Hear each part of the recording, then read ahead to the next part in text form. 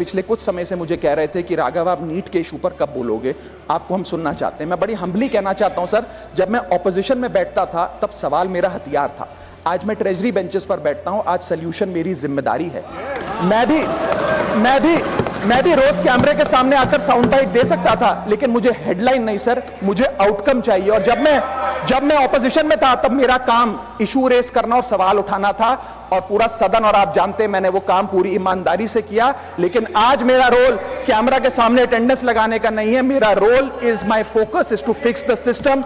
इसीलिए मैंने अपने आप से एक वादा किया, I made a promise to myself कि मैं इस मुद्दे पर पार्लियामेंट में बोलूंगा, और उस दिन बोलूंगा जिस दिन हम प्रॉब्लम सॉल्व कर रहे होंगे, सोल्यूशन लेकर आएंगे, when the system is getting fixed. And today is that historic day when the system is getting fixed. 22 lakh बच्चे, रोज 18 घंटे की मेहनत, एक 3 घंटे का एग्जाम, लेकिन एक कैमरा फोन, व्हाट्सएप पर एक मैसेज, टेलीग्राम पर एक पीडीएफ, रात 2 बजे पेपर लीक, सब खत्म, स्टूडेंट की सारी मेहनत बर्बाद। Therefore, sir, I rise today to speak wholeheartedly in support of the students of India and to welcome the Public Examination Amendment Bill 2026. Sir, paper leak जैसी सीरियस बीमारी का परमानेंट इलाज करना होगा। जैसे कैंसर का इलाज क्रोसिन खिलाकर नहीं किया जा सकता, ठीक वैसे ही पेपर लीक जैसी प्रॉब्लम का इलाज मीडिया साउंड बाइट से नहीं बल्कि इंस्टीट्यूशनल सोल्यूशन से होगा, जो आज हमारी सरकार इस बिल के माध्यम से करने जा रही है। एक स्टूडेंट नीट जैसे पब्लिक एग्जाम की प्रिपरेशन करता है, तब वो अकेला तैयारी नहीं करता, उसका पूरा परिवार प्रिपरेशन करता है। माँ अपनी छोटी छोटी जरूरतें रोक देती है, घर का बजट कम करती है। पिता फैमिली की सेविंग्स को कोचिंग फीस, रेंट और टेस्ट सीरीज पे खर्च करता है। फैमिलीज को लोन तक लेना पड़ता है, और स्टूडेंट खुद कोटा, जयपुर, चंडीगढ़, दिल्ली, पटना जैसे शहरों में जाकर घर से दूर रहता है।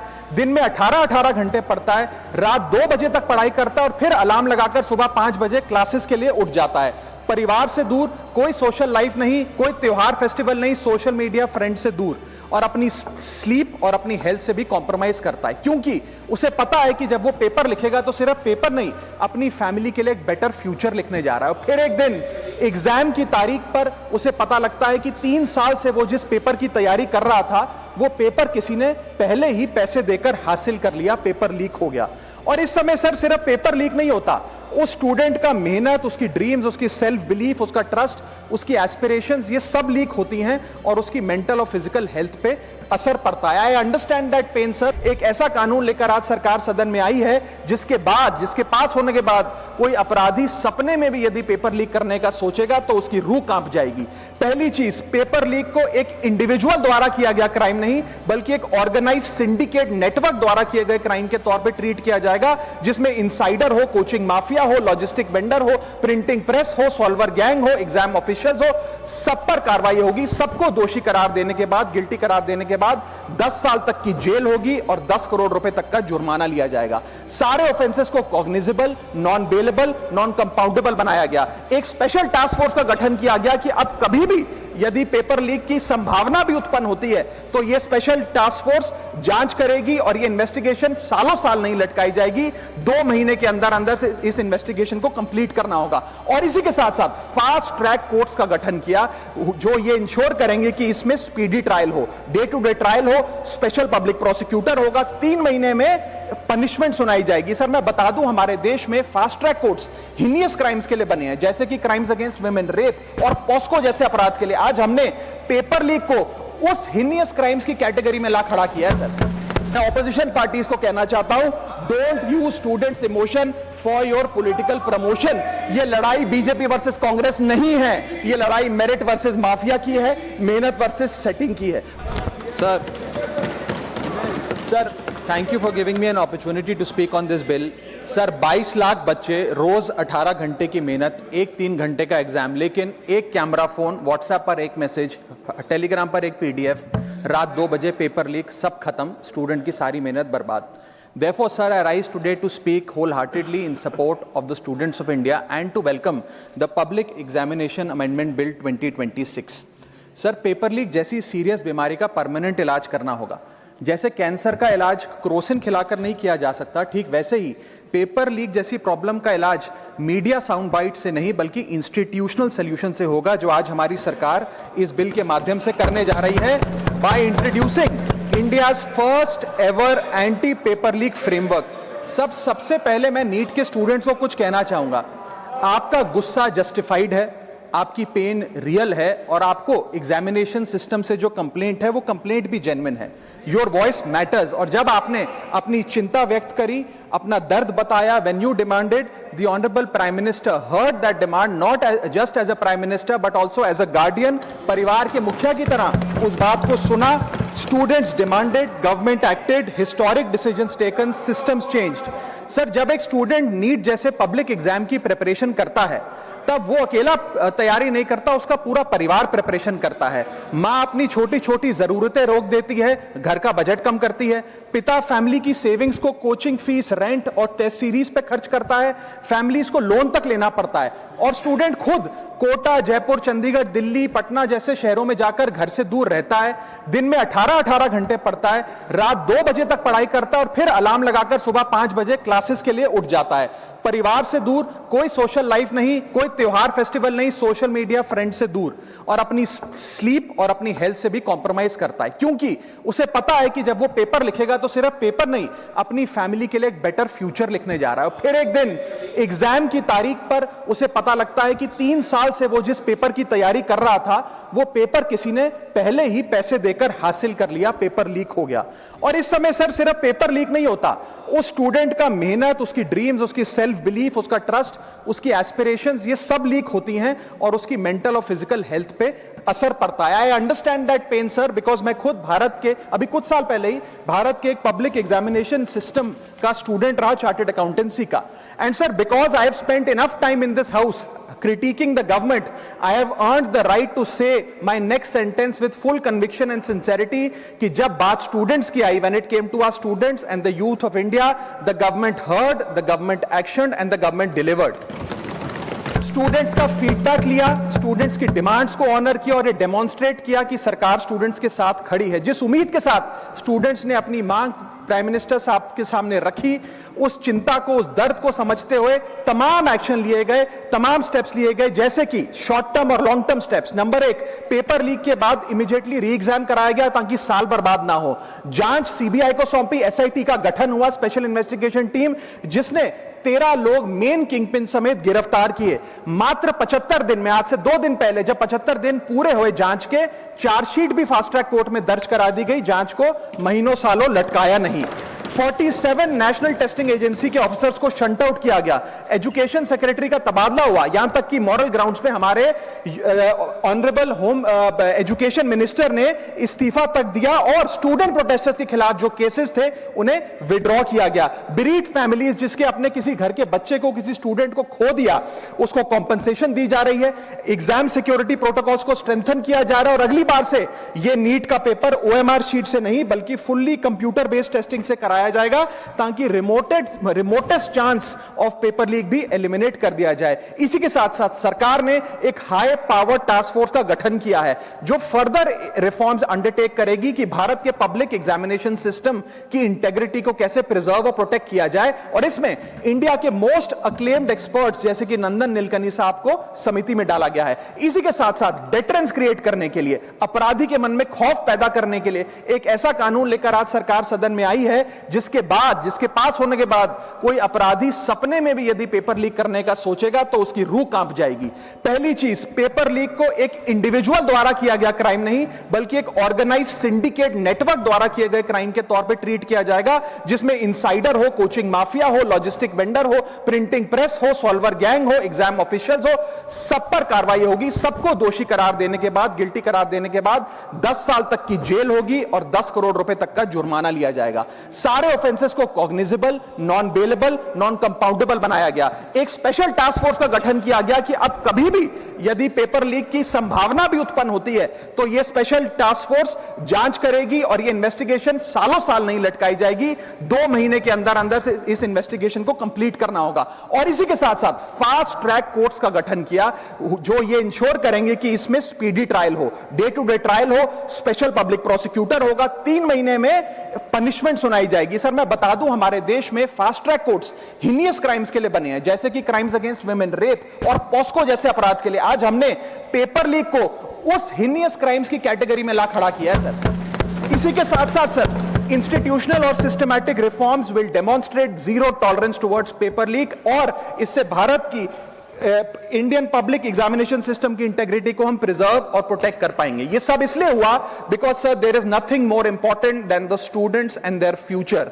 Sir their voices mattered, their voices were heard and systematic and systemic changes have been brought in. उनकी आवाज को, स्टूडेंट्स की आवाज को कोई पॉलिटिकल चैलेंज नहीं बल्कि एक परिवार की भीतर की चिंता की तरह समझकर, जैसे घर के बच्चे घर के बड़े से अपनी चिंता व्यक्त करते हैं, दर्द व्यक्त करते हैं, डिमांड्स रखते हैं, ठीक वैसे ही सरकार ने ये तमाम फीडबैक लेते हुए एक्शन लिया। Sir Benjamin Franklin American philosopher, statesman, diplomat रहे, उन्होंने कहा था well done is better than well said. सालों तक इस देश में पेपर लीक होता आया लेकिन सिर्फ डिस्कशन और सिर्फ साउंड बाइट हुई। आज एक्शन हो रहा है, सिस्टमैटिक रिफॉर्म्स आ रहे हैं और भारत का पहला एंटी पेपर लीक फ्रेमवर्क बनके तैयार है और आपके सामने है। सर इसी के साथ साथ पेपर लीक किसी एक पार्टी का, किसी एक सरकार का ऑफिसर या मिनिस्ट्री की देन नहीं है और ये कोई 2026 का फिनोमेना भी नहीं है। सर मैं बता दूं कि सर जब बात अकाउंटेबिलिटी की हो, मोरालिटी की हो, जवाबदेही की हो, तो इसलिए इससे जब बात अकाउंटेबिलिटी की हो, मोरालिटी की हो, जवाबदेही की हो, तो सर ये इससे तय नहीं होना चाहिए कि पेपर लीक कौन से राज्य में हुआ, कौन सी मिनिस्टर के अंडर हुआ, कौन सी पार्टी में हुआ, क्योंकि ये एक पैन इंडिया ऑर्गेनाइज्ड क्राइम है, क्रॉनिक डिजीज है। मैं ये बात इसलिए कह रहा हूं क्योंकि 19 जुलाई 2026 को, आज से मात्र 10 दिन पहले, पंजाब के अंदर एक फार्मेसी ऑफिसर रिक्रूटमेंट का एग्जाम हुआ। उसमें मैसिव इरेगुलरिटीज देखी गई, ब्लूटूथ डिवाइसेस के माध्यम से लाइव चीटिंग चल रही थी और चीटिंग सिंडिकेट वो चीटिंग फैसिलिटेट कराने के लिए 13 लाख रुपए का रेट चार्ज कर रहा था। यही नहीं सर, आम आदमी पार्टी की सरकार जब पंजाब में बनी तब से अभी तक नायब तहसीलदार के एग्जाम में इरेगुलरिटीज देखी गई और लार्ज स्केल चीटिंग हुई। पंजाब स्टेट एजुकेशन बोर्ड में 12वीं क्लास का इंग्लिश का पेपर लीक हुआ, पीएसटीईटी स्कूल टीचर रिक्रूटमेंट का एग्जाम का पेपर लीक हुआ, पीएसबी के ग्रुप ऑफिसर के रिक्रूटमेंट का एग्जाम लीक हुआ, एग्रीकल्चरल डेवलपमेंट ऑफिसर के रिक्रूटमेंट का एग्जाम लीक हुआ और एक्साइज और टैक्सेशन इंस्पेक्टर की रिक्रूटमेंट की मेरिट की लिस्ट जब आई तो उसमें फर्जी नाम डाल के जारी कर दिया गया। सर मैं आ रहा हूं, अब मैं कांग्रेस में आ रहा हूं। आप कांग्रेस का सुनिए सर, ये मेरा समय खराब कर रहे हैं। आप बोले ना, बोले आप बोले। सर जब सर कांग्रेस की कर्नाटक में सरकार है, इसी साल जनवरी 2026 में एसएसएलसी का पेपर हुआ। इसी साल कर्नाटक में कांग्रेस की सरकार के अंडर एसएसएलसी का पेपर हुआ, पेपर लीक हुआ और वो पेपर ऑनलाइन 200 रुपए में स्टूडेंट्स को बेचा जा रहा था। हिमाचल प्रदेश में HP state selection commission recruitment exam का पेपर कांग्रेस के कार्यकाल में लीक हुआ। अब आप सुनिए सबसे चौंका देने वाली घटना, सर सबसे शॉकिंग और सैड बात यह है कि 2016 में कर्नाटक में जब कांग्रेस की सरकार थी तब वहां पे 12वीं कक्षा का प्री यूनिवर्सिटी कॉलेज का 12th का केमिस्ट्री का पेपर लीक हुआ। ये क्लासरूम का पेपर नहीं था सर, ये स्टेट बोर्ड एग्जाम था। ये स्टेट का एग्जाम जब पेपर लीक हुआ, बच्चे एग्जाम देकर घर आ गए, पता लगा पेपर लीक हो गया, पेपर कैंसिल कर दिया। 20 दिन बाद री एग्जाम कराया गया, री एग्जाम का पेपर भी लीक हो गया और उसके बाद रात को 3:30 बजे वो पेपर व्हाट्सएप पे घूम रहा था, री एग्जाम को भी कैंसिल करना पड़ा। इसके बाद जब जांच हुई, स्टेट सीआईडी ने जांच करी तो 3 लोगों को अरेस्ट किया, जिसमें कर्नाटक सरकार के मेडिकल एजुकेशन मिनिस्टर डॉक्टर शरण पाटिल का पीए खुद शामिल था। पीए 10-10 लाख रुपए लेकर पेपर लीक कर रहा था। उसके बाद जब मंत्री जी से पूछा गया कि आप इस्तीफा क्यों नहीं देते, आपकी मॉरल और डायरेक्ट जिम्मेदारी बनती है, आपके दफ्तर का आपका पीए पेपर लीक कर रहा है, आप क्यों नहीं इस्तीफा देते, तो उन्होंने कहा कि there is no question of resigning, अगर कुछ गलत हुआ है तो वो मेरे पीए का पर्सनल मैटर है, उसकी पर्सनल लाइफ है। वहां सर ऑफिस गवर्नमेंट का, डेजिग्नेशन गवर्नमेंट की, एक्सेस गवर्नमेंट का, बट अरेस्ट की बात आई तो पर्सनल लाइफ का मैटर है। और आयरनी देखिए, आज 2026 में कर्नाटक में फिर कांग्रेस की सरकार है और डॉक्टर शरण पाटिल फिर मंत्री हैं और उसी विभाग के मंत्री हैं, मेडिकल एजुकेशन विभाग के मंत्री। ये है स्टैंडर्ड ऑफ अकाउंटेबिलिटी। सर सुन लो, उसी के साथ साथ 2004 से 2014 के बीच में जब यूपीए की सरकार थी तो कांग्रेस के कार्यकाल में दर्जनों एग्जाम्पल हैं, डॉक्यूमेंटेड एग्जाम्पल हैं पेपर लीक के सर, जिसमें मुख्य तौर पर AIIMS post graduate medical entrance exam 2006 में लीक हुआ, रेलवे रिक्रूटमेंट बोर्ड का एग्जाम 2009 का लीक हुआ all India engineering entrance exam 2011 UPA के कार्यकाल में लीक हुआ और SSC combined graduate level exam 2013 leak हुआ। सर इस पीरियड में उस समय की यूपीए सरकार ने क्या किया? कोई अकाउंटेबिलिटी एस्टैब्लिश करी, कोई एग्जाम सिक्योरिटी आर्किटेक्चर को ओवरऑल करने के लिए कोई कानून लाए, कोई dedicated anti paper leak law लाए? कुछ नहीं लाए। सर मैं एक बात कहना चाहता हूं, सर पॉलिटिकल मेमोरी सिलेक्टिव हो सकती है, पब्लिक रिकॉर्ड सिलेक्टिव नहीं हो सकता। अगर national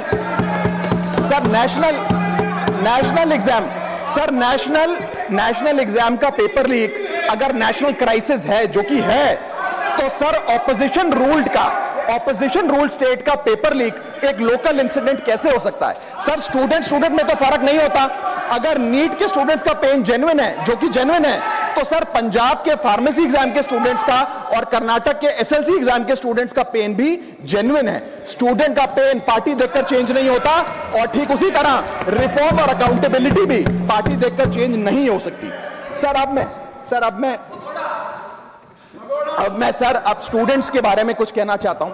sir their voice matters, उनकी मांगे जायज हैं। सर स्टूडेंट्स द्वारा प्रोटेस्ट करना, सवाल पूछना, डिमांड रेस करना, कोर्ट जाना, पीसफुल मार्च निकालना, ये सब उनका संवैधानिक अधिकार है और ये करना भी चाहिए। लेकिन सर स्टूडेंट का प्रोटेस्ट स्टूडेंट का रहे, किसी पॉलिटिकल पार्टी की रैली ना बन जाए, वे अपना माइक किसी को आउटसोर्स ना करे, क्योंकि सर स्टूडेंट की लड़ाई तो एग्जाम सिस्टम को सिक्योर बनाने की है, नेताओं की लड़ाई अपनी सोशल मीडिया रीच बढ़ाने की है। सर जब पॉलिटिकल लीडर्स प्रोटेस्ट के टाइम पर बैरिकेड के आगे स्टूडेंट को भेज खुद कैमरे की सेफ साइड पे रहें, तो उनसे पूछिए कि रिस्क मेरा और रील तुम्हारी, ये पार्टनरशिप कैसी? सर स्टूडेंट का मूवमेंट स्टूडेंट के फ्यूचर के लिए है, किसी फ्लॉप पॉलिटिकल पार्टी के कमबैक के लिए नहीं है। सर और जो पॉलिटिकल पार्टी के अपने खुद के फ्यूचर का अता पता नहीं, वो स्टूडेंट के फ्यूचर की क्या लड़ाई लड़ेगी? सर स्टूडेंट्स को जस्टिस चाहिए, पॉलिटिकल पार्टी को फुटेज। स्टूडेंट को एग्जाम सिक्योर करना है, पॉलिटिकल पार्टी को वायरल क्लिप। स्टूडेंट का सवाल फ्यूचर का है, नेता का कैलकुलेशन अगले इलेक्शन का। इसीलिए मैं ऑपोजिशन पार्टीज को कहना चाहता हूं, don't use students emotion for your political promotion. ये लड़ाई बीजेपी वर्सेस कांग्रेस नहीं है, ये लड़ाई मेरिट वर्सेस माफिया की है, मेहनत वर्सेस सेटिंग की है। और सर एक बात और, सर आज हमारे स्टूडेंट्स पर पढ़ाई का बहुत स्ट्रेस है। हमारे समाज ने, हमारी सोसाइटी ने आज बच्चों का, क्योंकि हम बेस्ट चाहते हैं, अपनी बच्चों से पढ़ाई संबंधित एक्सपेक्टेशन को प्रेशर में बदल दिया है। और ये प्रेशर सर स्कूल से ही शुरू हो जाता है। जब बच्चा 10वीं क्लास का बोर्ड का एग्जाम दे रहा होता है तो बोला जाता है ये क्रिटिकल ईयर है, अच्छे मार्क्स लाने हैं, नहीं तो स्ट्रीम नहीं मिलेगी, पूरा करियर बर्बाद हो जाएगा। 12वीं क्लास में जाता है तो प्रेशर और बढ़ता है, बोला जाता है ये लाइफ का टर्निंग पॉइंट है, आगे की जिंदगी कैसे डिसाइड होगी।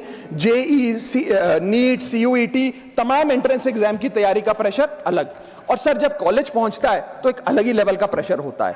उसको बोला जाता है सीजीपीए ठीक रखो वरना प्लेसमेंट नहीं मिलेगी। ये पूरी लाइफ का सवाल है, करियर का सवाल है। हर स्टेज पर प्रेशर का सिलेबस बढ़ता जाता है। और ओवरऑल सर इंडिया में कंपटीशन बहुत फास्ट स्पीड पे बढ़ रहा है, लेकिन उसी के साथ साथ कंपैरिजन भी बहुत फास्ट स्पीड पे बढ़ रहा है। सबसे पहले जब बच्चा स्कूल जाता है तो अपने स्कूलमेट्स, क्लासमेट से कंपैरिजन होता है। कोचिंग सेंटर जाता है तो वहां कोचिंग सेंटर के स्टूडेंट से कंपैरिजन होता है।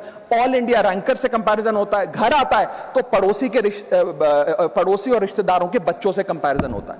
यह कंपैरिजन मोटिवेशन नहीं सर, प्रेशर और स्ट्रेस में बदलता जा रहा है। सर जैसे 3 इडियट्स पिक्चर में कहा था ना, काबिल बनो, कामयाबी झक मारकर पीछे आएगी, ठीक उसी तरह समाज को, हम सबको, अगर कोई स्टूडेंट चिंतित दिखे, स्ट्रेस में दिखे, उसे कहना चाहिए कि एग्जाम इंपॉर्टेंट है लेकिन तुम एग्जाम से ज्यादा इंपॉर्टेंट हो सर, क्योंकि घर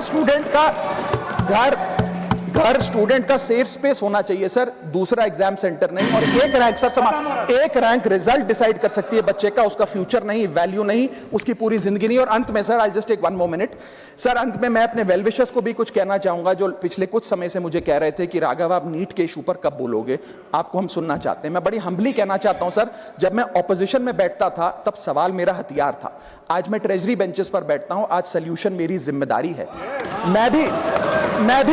मैं भी रोज कैमरे के सामने आकर साउंड बाइट दे सकता था, लेकिन मुझे हेडलाइन नहीं सर, मुझे आउटकम चाहिए। और जब मैं ऑपोजिशन में था तब मेरा काम इशू रेस करना और सवाल उठाना था, और पूरा सदन, और आप जानते हैं मैंने वो काम पूरी ईमानदारी से किया। लेकिन आज मेरा रोल कैमरा के सामने अटेंडेंस लगाने का नहीं है, मेरा role is my focus is to fix the system.